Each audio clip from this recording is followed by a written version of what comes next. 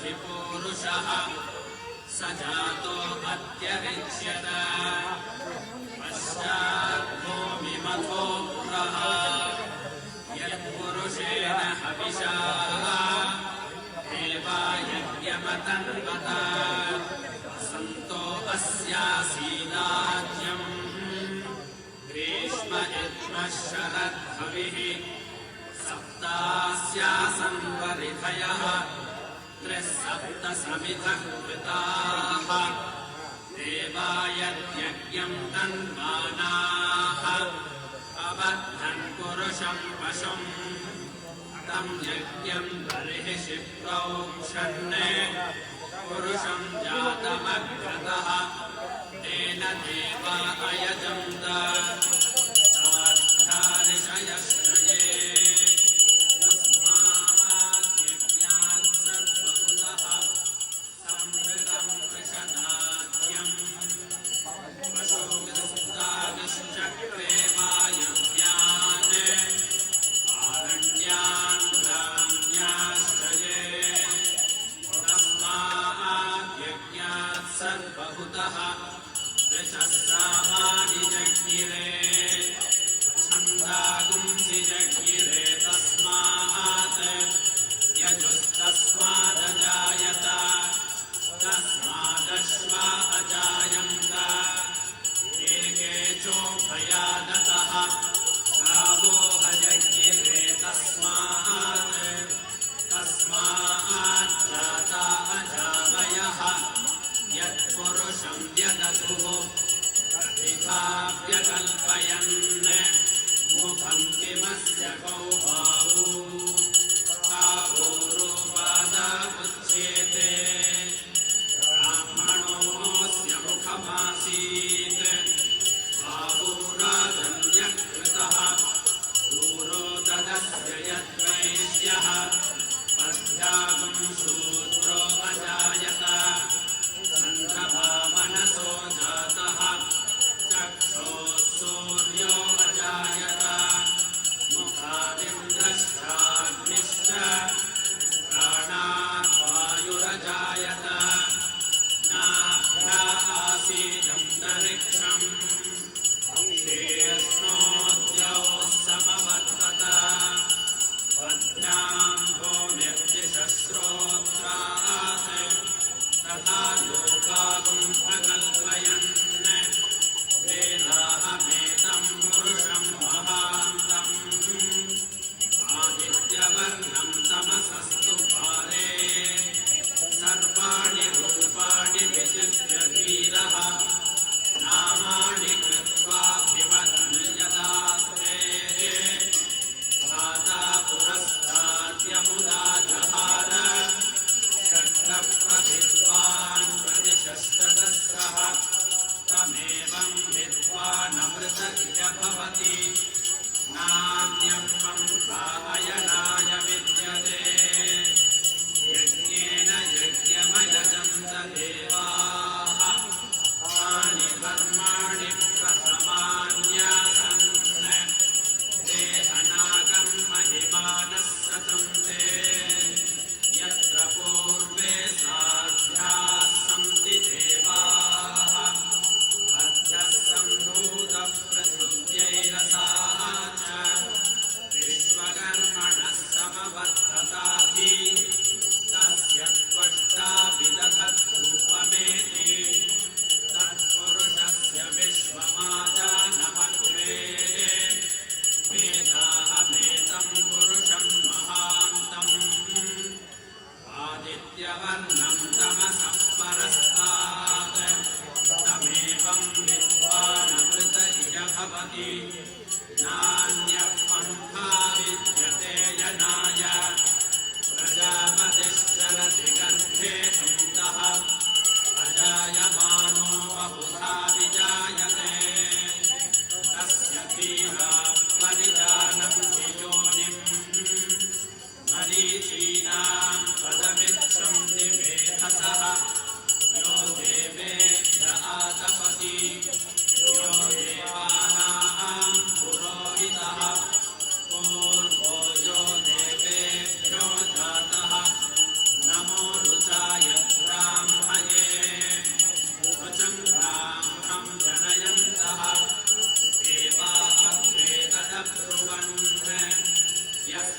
ब्राह्मणो विद्यात् तस्य देवाः सर्वशे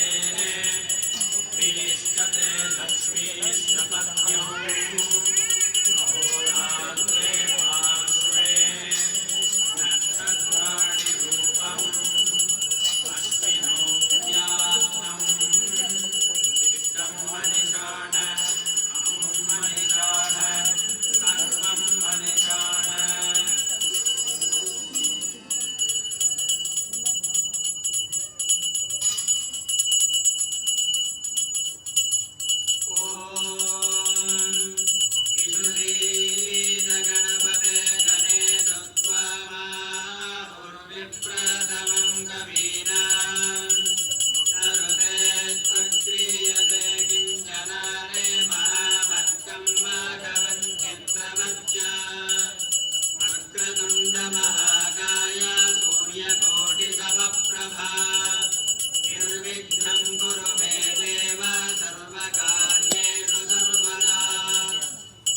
தைத்திரியோபனிஷத்.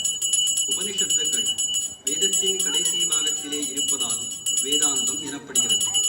உபனிஷத் என்ற பதத்திற்கு சமீபத்தில் உட்காருவது என்கிற அக்ஷரார்த்தமாகியால் ஆச்சாரியன் தம் சமீபத்தில் சிஷ்யனை உட்கார வைத்துக் கொண்டு ரகசியமாக உபதேசிக்க வேண்டிய விஷயத்தை சொல்லும் பாகம் என்று சிலர் கூறுகிறார்கள். உபனிஷத் பதத்திற்கு ரகசிய நாமதேயம் என்கிற அர்த்தத்தை எல்லோரும் இசைந்திருக்கின்றனர். ஆக உபனிஷத் என்றால் ரகசியத்தை சொல்லும் சப்தம் என்று அர்த்தமாகிறது. அனந்தாவை வேதாக, வேதங்கள் அனந்தமானதால் உபனிஷத்துக்களும் அனந்தமானவை. தைத்திரிய உபனிஷத் என்பது சீக்ஷாவல்லி, பிரம்மவல்லி,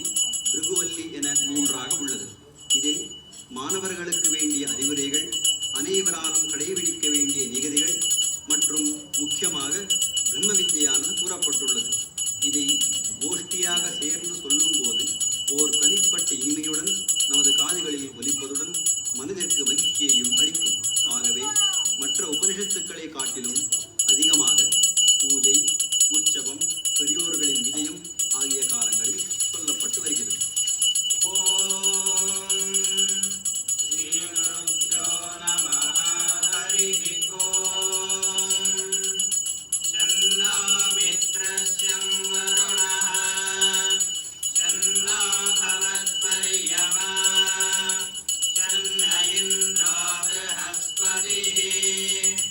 Shannā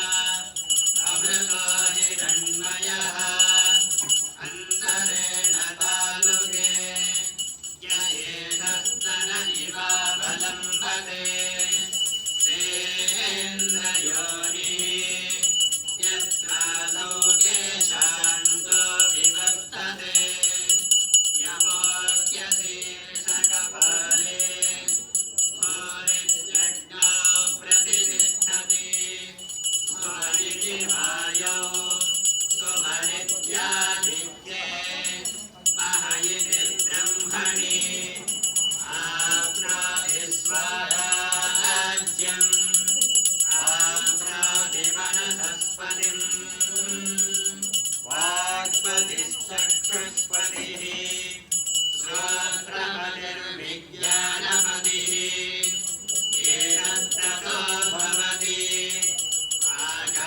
शरीरं ब्रह्मा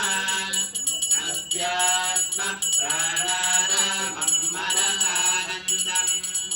शान्तिसमृद्धममृतम् इति प्राचीनयोग्यवास्व पृथिव्यन्तरिक्षं ज्योतिषामान्तरदिशाः अग्निर्वायुरादित्यश्चन्द्रमा नक्षत्राणि आपवोषधयो वनस्पतय आकाश आत्मा इत्यधिभूतम् अथाध्यात्मम् प्राणो व्यानो मानवुदानः समानः चक्षुश्रोत्रं मनो वाग्भगे चर्ममातुं संज्ञस्तावास्ति मज्जा एतदभिविधाय ऋषिरवोचते पान्तं वा इदं सर्वम् पान्तेनैव पान्तग्रस्पृणानीति ओमिति ब्रह्मा ओमितेदगं सर्वम् ओमित्येतदनकृतिः स्मवा अप्यश्रावयेत्याश्रावयन्ति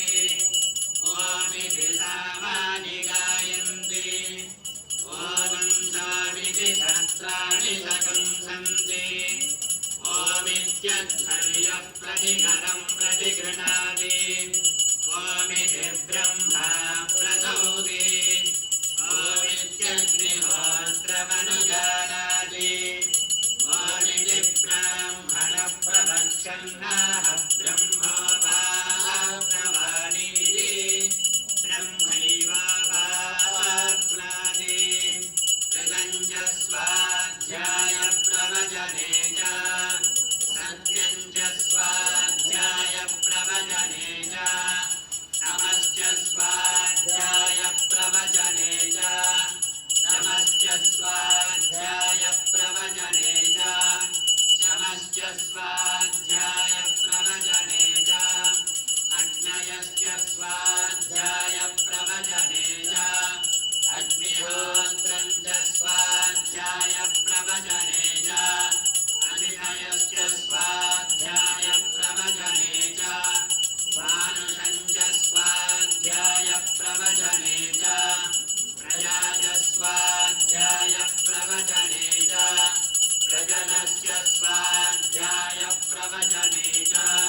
प्रजातिश्च स्वाध्यायप्रवचने च सत्यमिति सत्यवदासीवरः तव इति तपो नित्यपौरुसृष्टिः स्वाध्यायप्रवचने ये वेति नाको भौद्गल्यः तद्धितमस्तद्धितमः अहं वृक्षस्य रेरिव कीर्तिपृष्ठं गिरेरिव ऊर्ध्वममित्रो भाजिनीव स्वमृतमस्मि द्रविणगन्धमर्चसं सुमेधा अमृताक्षिरः इति त्रिशङ्कारुवेदानुवचनम् वेदमनोच्चाचार्यान् देवादिनमनुशास्ति सत्यं वद धर्मं चर स्वाध्यायान् मा प्रमदः आचार्याय प्रियं धनमाहृत्य प्रजागन्धं मा व्यवच्छेत्सीः सत्यान्न प्रमदितव्यम् धर्मान्न प्रमदितव्यम् कुशलान्न प्रमदितव्यम् भूत्यैन प्रमदितव्यम् स्वाध्यायप्रवचनाभ्यान्न प्रमदितव्यम्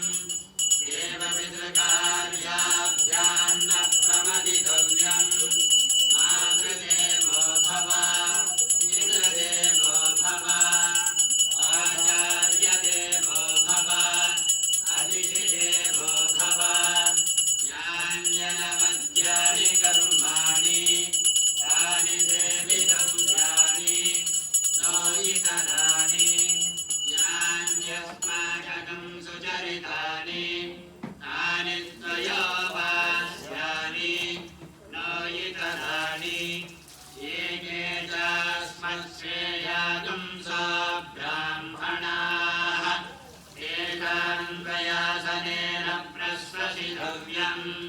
श्रद्धया देयम् अश्रद्धया देयम् श्रिया देयम् क्रिया देयम् धिया देयम् संविदा देयम् अथ यदि ते कर्म विजिगित्सा वा वृत्तविजिगित्सा वा स्यात् एतत्र ब्राह्मणाः संवर्षिणः युक्ताः अयोक्षा धर्मकामाः स्युः यथा ते तत्र वर्तेरन् तथा तत्र वर्तेताः अथाख्यादेषु ये तत्र ब्राह्मणाः संवर्षिणः युक्ताः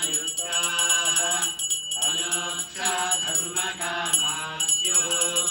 यथा ते तेषु वर्तेरन् तथा तेषु वर्तेताः एष आदेशः एष उपदेशः एष वेदोपनिषत् एतदनुशासनम् एवमुपासितव्यम् एवमुचैतदुपास्यम् शन्नो मित्रस्यं वरुणः शन्नो भवत्वर्यमा शन्न इन्द्रो बृहस्पतिः शन्नो विष्णुरुक्रमः नमो ब्रह्मणे नमस्तेवायो त्वमेव प्रत्यक्षं ब्रह्मासि त्वमेव प्रत्यक्षं ब्रह्मवादिकम् ऋतमवादिकम् सत्यमवादिकम् तन्मावीत् तद्वक्तारमावीत् आवीन्माम् आवीत् वक्तारम् ॐ शान्ति शान्ति शान्तिः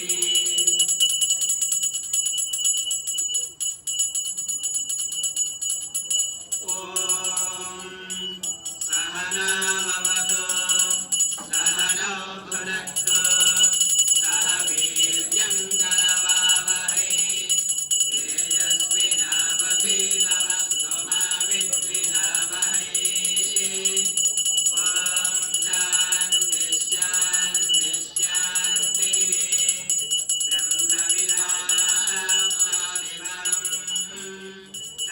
तदेताभ्युक्ता सत्यं ज्ञानमनन्तं ब्रह्म यो वेदनिहितं गुहायां परमे व्योमन् सोऽश्नुते सर्वान् कामान् सः ब्रह्मणा विपश्चितेति तस्माद्वा एतस्मादात् पर आकाशः सम्भूतः आकाशात् वायुः वायोरग्निः अग्नेरापः अर्यः पृथिवी पृथिव्यामोषधयः ओषधीभ्योऽन्नम् अन्नात् पुरुषः समायेन पुरुषोन्नरसमयः तस्येदमेव शिरः अयं दक्षिणः पक्षः अयमुत्तरः पक्षः अयमात्मा इदं वक्षं प्रतिष्ठा तदप्येष श्लोको भवति अन्नाद्वै प्रजा प्रजायन्ते या काश्यपतिवेगश्रियः अथो अन्येनैव जीवन्ति अथैनदभियञ्जन् ततः अन्नगं हि भूतानां ज्येष्ठम् तस्मात् सर्वौषधमुच्यते सर्वं वैदेन्नमाप्नुवन्ति ये अन्नं ब्रह्मोपासते अन्नगं हि भूतानां ज्येष्ठम् तस्मात् सर्वौषधमुच्यते अन्नात् भूतानि जायन्ते जातान्यन्नेन वर्धन्ते यथेति च भूतानि तस्मादन्नं तदच्युत इति तस्मादन्नरसमयात् अन्योऽन्तरः आत्मा प्राणमयः तेनैष पूर्णः सभायेष पुरुषमिह एव तस्य पुरुषमिथताम् अन्वयं पुरुषमिथः तस्य प्राण एव शिरः ज्ञानो दक्षिणः पक्षः अपानमुत्तरः पक्षः आकाश आत्मा पृथिवीमुच्छं प्रतिष्ठा तदप्येतश्लोको भवति प्राणं देवा अनुप्राणन्ति मनुष्याः पशवश्च ये प्राणो निभूतानावायुः तस्मात् सर्वायुषमुच्यते सर्वमेव आयुर्यन्ति ये प्राणं ब्रह्मोपासते प्राणो निभूतानावायुः तस्मात् सर्वायुषमुच्यत इति तस्यैष एव शारीर आत्मा यः पूर्वस्य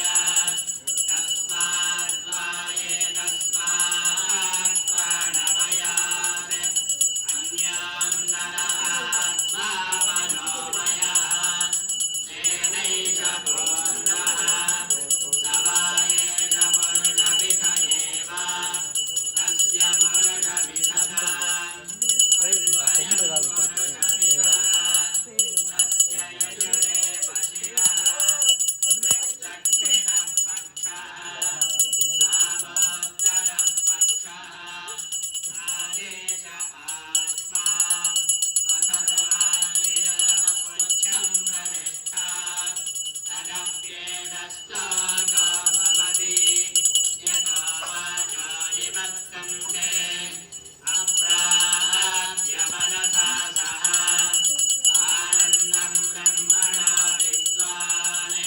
न विभेति कदाचनेति तस्यैष एव शारीर आत्मा यः पूर्वस्य तस्मात् त्वाये तस्मात् मनोमयात् अन्योऽन्तरः आत्मा विज्ञानमयः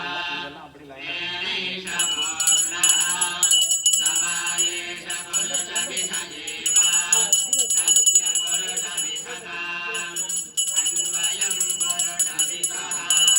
तस्य श्रद्धैव शिरः कृतं दक्षिणः पक्षः सत्यमुत्तरः पक्षः ज्ञान आत्मा महः पुच्छं प्रतिष्ठा तदप्येतश्लोको भवति विज्ञानं यज्ञं तनुते कर्माणि तनुतेऽपि च विज्ञानं देवाः सर्वे ब्रह्मज्येष्ठमुपासते विज्ञानं ब्रह्म चेद्वेद तस्माच्चेन्न प्रमाद्यते शरीरे पाप्मनो हित्वा सर्वाङ्गानाङ्गमस्तुत इति तस्यैष एव शारीर आत्मा यः पूर्वस्य तस्मात् त्वाये तस्मात् विज्ञानमयात् अन्योऽन्तरः आत्मानन्दमयः तेनैष पूर्णः सवायेष पुरुषमिथ एव तस्य पुरुषमिथताम् अन्वयं पुरुषमिथः तस्य प्रियमेव शिरः मोदो दक्षिणः पक्षः प्रमोदमुत्तरः पक्षः आनन्द आत्मा ब्रह्मपुच्छं प्रतिष्ठा तदप्येतश्लोको भवति असन्नेव स भवति असब्रह्मेति वेद चेत् अस्ति ब्रह्मेति चेद्वेद सन्तमेनं तद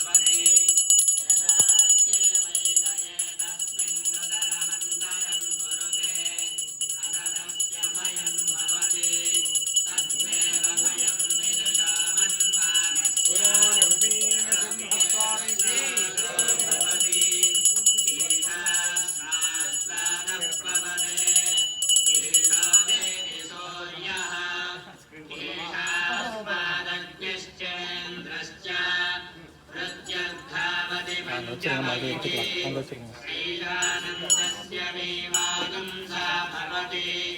युवा स्यात् साधु युवाध्यायकः आशिष्टो युष्टो वयुष्ठः तस्येयं पृथिवी सर्वा वित्तस्य बोधा स्यात् स एको मानुष आनन्दः ये ये शतं मानुषा आनन्दाः स एको मनुष्यगन्धर्वाणामानन्दः श्रोत्रियस्य